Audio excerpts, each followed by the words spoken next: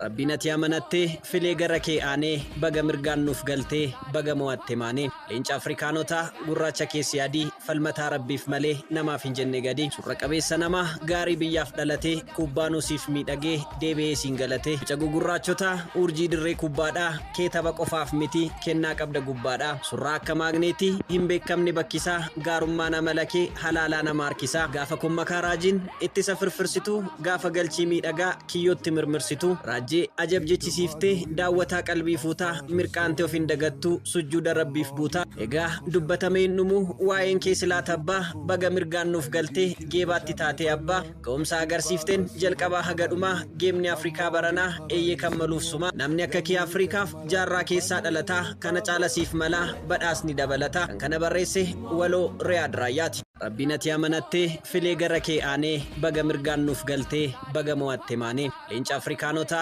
gurraacha keessi adii falmataa rabbiif malee namaaf hin jenne gadi surra qabeessa namaa gaarii biyyaaf dhalatee kubbaa nuusiif miidhagee deebi'ee siin galatee bica gugurraachota urjii dirree kubbaadhaa kee tapha qofaaf miti kenna qabda gubbaadhaa surraa akka maagneetii hin beekamne bakkisaa gaarummaa nama lakee halaalaa nama harkisaa gaafa kun makaa raajiin ittisa firfirsituu gaafa galchii miidhagaa kiyyootti mirmirsituu raajjee ajab jechisiiftee daawwataa qalbii fuutaa mirqaante of hin dagattuu sujjuuda rabbiif buutaa egaa dubbatamee hin dhumu waa'een kee silaa tabbaa baga mirgaan nuuf galtee geebaatti taatee abbaa ga'umsa agarsiifteen jalqabaa haga dhumaa geemni Afrikaa baranaa